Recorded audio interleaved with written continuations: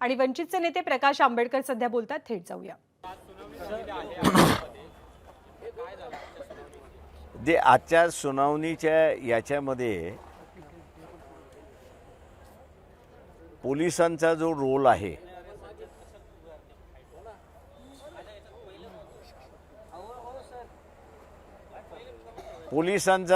आहे, त्याच्या संदर्भातली चर्चा झाली. त्याच्यामध्ये 26/11 मुंबईमधला जो अटॅक झाला त्याची सुद्धा इन्फॉर्मेशन होती, परंतु कन्सर्न पोलीस स्टेशन म्हणजे येलो गेट पोलीस स्टेशन असेल, कुलाबा पोलीस स्टेशन असेल, मंत्रालयाचं पोलीस स्टेशन असेल, यांना ती इन्फॉर्मेशन गेलीच नाही. आणि यांना ती इन्फॉर्मेशन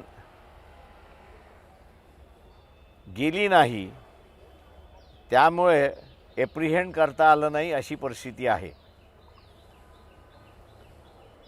भीमा कोरेगावच्या याच्यामध्ये सुद्धा रेव्हेन्यू डिपार्टमेंट, पोलीस डिपार्टमेंटने 1 तारखेला काहीतरी होईल, घटना होईल असं त्या ठिकाणी सांगण्यात आलं. आणि तरीही ॲक्शन झाली की न झाली याच्या संदर्भातली असणारी माहिती कमिशन पुढे अजून आलेली नाही. ती कमिशनने माहिती कलेक्ट करावी अशी साक्षी माझी असताना त्या ठिकाणी झालेली आहे. आणि हे जे पुण्याचे रूरल SP होते आणि आता इंटरपोलला आहेत, त्यांना पुन्हा साक्षीला बोलवावं असं त्या ठिकाणी झालं. दुसरं, मुख्यमंत्री जे आहेत देवेंद्र फडणवीस यांची साक्षी होणं हे सगळ्यात महत्त्वाचं आहे.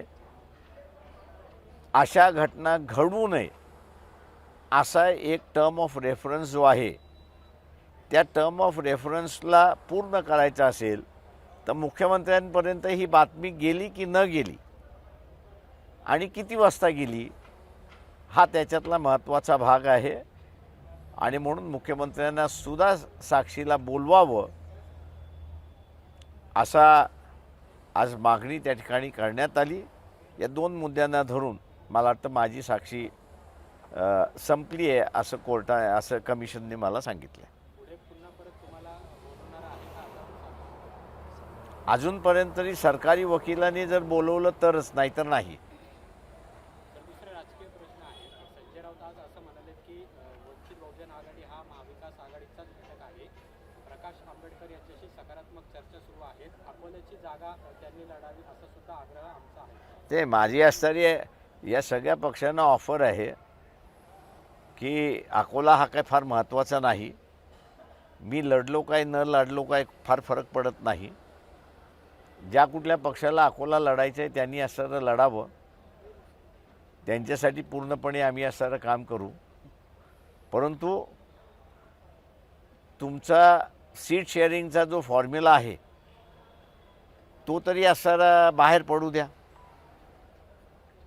मी त्याच्यातला असणारा किंवा वंचित ही काही टार्गेट नाही त्याच्यामधलं. किंवा तुमचं आणि काँग्रेस म्हणजे काय झाले ते सांगावं.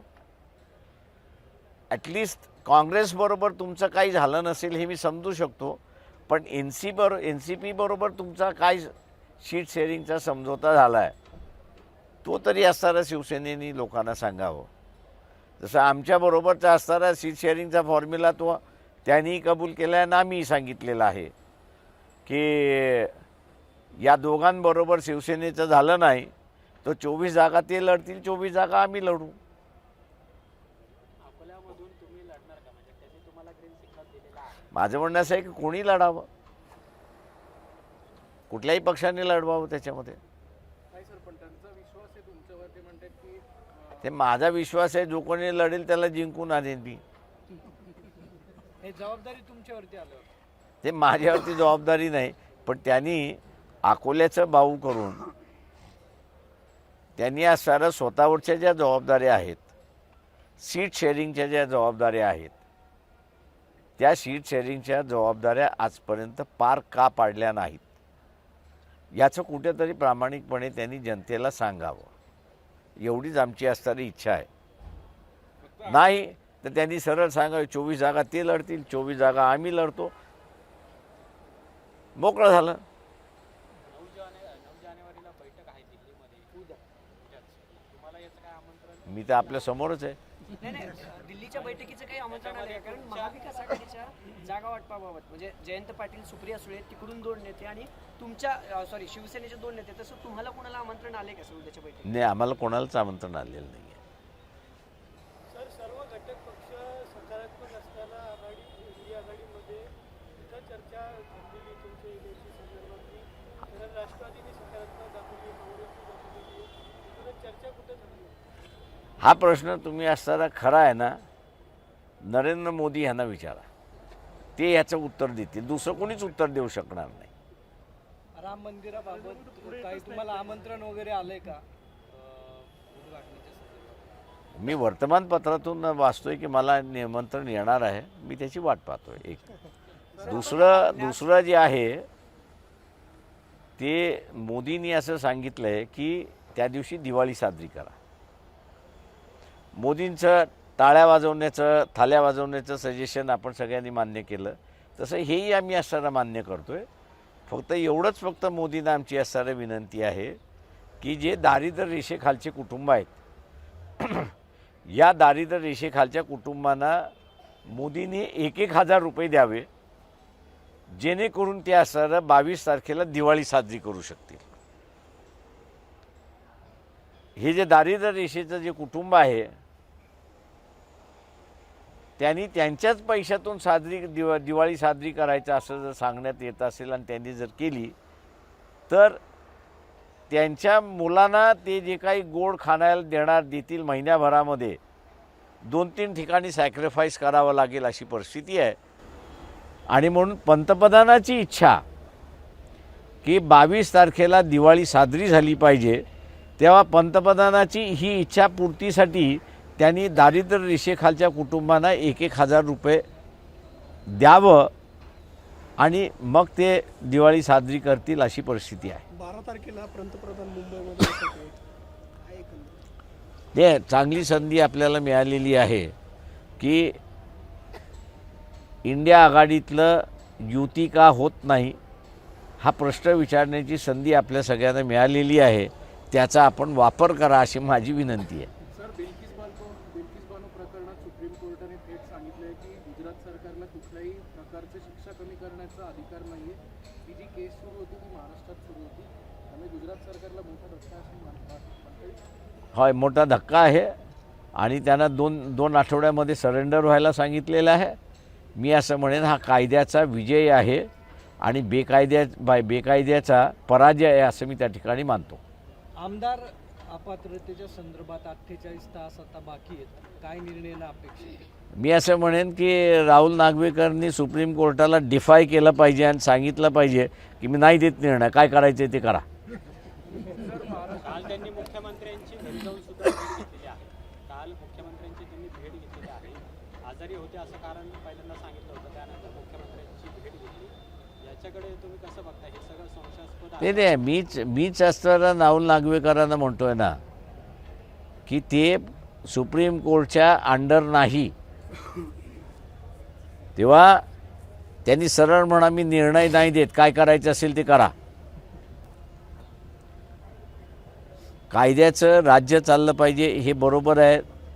राहुल नागवेकर निर्णय देत नाही हे अत्यंत चुकीचं आहे, हे मी मान्य करतोय. परंतु राहुल नागवेकर स्पीकर म्हणून सुप्रीम कोर्टाच्या अंडर नाहीत. तेव्हा सुप्रीम कोर्ट जे स्पीकरला स्वतःच्या ताब्यामध्ये घ्यायला बघतंय, या निमित्ताने स्पीकर म्हणून राहुल नागवेकर यांनी सांगितलं पाहिजे मी देणार नाही, मला जेव्हा द्यायचं आहे तेव्हा मी देईन. स्पीकरवरती दबाव वाटतो तुम्हाला? स्पीकरवरती दबाव नाही, स्पीकरला एक सामान्य माणूस करण्याचा सुप्रीम कोर्टाचा जो मार्ग आहे तो संविधानिक नाही असं मी त्या ठिकाणी मानतोय. स्पीकर हा सुप्रीम कोर्टाच्या कैयतेखाली येऊ शकत नाही मी दुर्दैवाने सुप्रीम कोर्टाला आठवण करून देईन की सोमनाथ चॅटर्जी हे ज्यावेळेस लोकसभेचे स्पीकर होते त्यांना नोटीस पाठवण्यात आलं होतं आणि त्यांनी उलटा जबाब दिला होता, नोटीस पाठवण्याला मी असणारं समन्स करतोय लोकसभेमध्ये आणि तू येत कसा नाही ते मी बघतो. तेव्हा कुठं जाऊन असणारं भांडण थोडंसं टिकलं आणि सुप्रीम कोर्टाने मान्य केलं की आमची असणारी ही चूक झालेली आहे की स्पीकरला आम्ही नोटीस पाठवू शकत नाही. नागवेकर हे राज्याचे स्पीकर आहेत, सोमनाथ चॅटर्जी हे लोकसभेचे स्पीकर आहेत, पण दोघांचा अधिकार समान आहे हे आपण लक्षात घेतलं पाहिजे. फक्त एवढंच आहे की राहुल नागवेकरांना म्हणणार आहे की तुम्हाला सोमनाथ चॅटर्जी होण्याची संधी मिळालेली आहे, ती होऊनच जा. सर, लोकसभेसाठी बहुजन वंचित आघाडीकडून तयारी सुरू करण्यात आली आहे का? अजून सुद्धा जागा वाटपाचा फॉर्म तुम्हाला मी मागेच म्हणालो की झालं नाही तर आम्हाला 48च्या 48 लढाव्या लागतील, त्याच्यामुळे आमची तयारी सुरुवात आहे. काय प्रपोजल तुमचा एक्सेप्ट होईल असं वाटतं का तुम्हाला? कुठलं? ऐकतील का? याच्या अगोदर देखील त्यांनी ऐकलं नव्हतं, हे ऐकेल का तुमचा जो तुम्ही प्रपोजल पाठवलाय? असे दोन गोष्टी आहेत. त्यांनी मोदीचं ऐकलं तर ते जेलच्या बाहेर, त्यांनी माझं ऐकलं तर जेलच्या आतमध्ये. जेव्हा कोणाचं ऐकतील? तुम्हीच ठरवा. मवियाचं नेहमीप्रमाणे मागेही त्यांनी असं तुम्हाला हे केलं, पण यावेळेस त्यांचं एक प्लॅन आहे की 2 जागात तुमची बोलवण करायची आणि मग मवियाची पूर्ण आघाडी करून तुम्ही त्याला मान्यता देणार का? अकोल्याचं त्यांनी सुरुवातीला एक हे दिलंय तुम्हाला, ज्याला आपण मी मुंबईमध्ये सुद्धा लढू शकतो, त्याच्यामध्ये काही आहे. मी पुण्यातून सुद्धा लढू शकतो, काय त्याच्यामध्ये. मी उद्या असणारं UP-मध्ये जाऊन बदोईमध्ये सुद्धा जाऊन लढू शकतो, मला चिंता नाही आहे कुठल्या मतदारसंघातली. इतरांना मतदारसंघाची चिंता असते, मला मतदारसंघाची चिंता नाही आहे. तर आरक्षणाचा तिढा या सरकारकडनं सुटला जाईल असं वाटतं, कारण की राज्य मागासवर्ग आयोगाला 7 दिवसात सर्वेक्षण पूर्ण करण्याची जबाबदारी किंवा सांगितलेलं आहे. शक्य आहे का हे? एक लक्षात घ्या की आता आरक्षण द्यायचं म्हटलं तर सुप्रीम कोर्टाला विचारल्याशिवाय तुम्हाला आरक्षण देता येणार नाही, कारण का निर्णय झालेला आहे. तेव्हा मी ह्या सरकारला असं म्हणतो, प्रामाणिकपणे तुम्ही सांगा की बाबा कमिशनने त्यांचा अहवाल जरी दिला तरी तो अहवाल आम्हाला सुप्रीम कोर्टामध्ये सादर करावा लागेल आणि तो अहवाल जर सुप्रीम कोर्टाने मान्य केला तरच आम्ही तुम्हाला असं देऊ शकतो. प्रामाणिकता ठेवली तर मी असं म्हणेन की महाराष्ट्रातली जनता ऐकेल. तुम्ही नुसतं फसवत राहिलात तर तुमच्या विरोधात ही जनता घेतल्याशिवाय राहणार नाही. सर, तलाठी भरतीचा वाद पुन्हा एकदा चव्हाट्यावर आलाय आणि विद्यार्थ्यांची मागणी अशी आहे की सरळ सेवा भरती ही MPSC झाली पाहिजे आणि MPSC सुद्धा यासाठी सक्षम आहे, पण असं होत नाहीये. तर या सगळ्यावर तुमचं मत काय? मध्यंतरी मी मुख्यमंत्र्याच्या माध्यमातून ट्रान्सपोर्ट आणि पोर्ट असे जे 2 भाग आहेत त्याच्यातलं असणारं प्रमोशनचा इश्यू होता 36 जणांचा. मुख्यमंत्र्यांना मी असं म्हटलं की त्याच्यामध्ये पोर्टलच्या माध्यमातून तुम्ही असणारं नावं डिस्प्लेस करा. त्यांनी ते मान्य केलं आणि पोर्टलच्या माध्यमातून ते आता डिस्प्ले करणार आहेत. शासनाला आता कॉन्ट्रोवर्सी कुठल्याही ह्याची होण्याची नसेल तर त्यांनी पोर्टल सिस्टम इंट्रोड्यूस केलं. परीक्षा झाली, परीक्षा झालेल्यांना रँक वाईज त्यांची नावं डिक्लेअर करण्यात यावी. 36 पोस्ट असतील तर पहिले 36 लागले, कॉन्ट्रोवर्सी होतच नाही. तेव्हा पोर्टल सिस्टम वापरावं आता. ABP माझा, उघडा डोळे बघा नीट.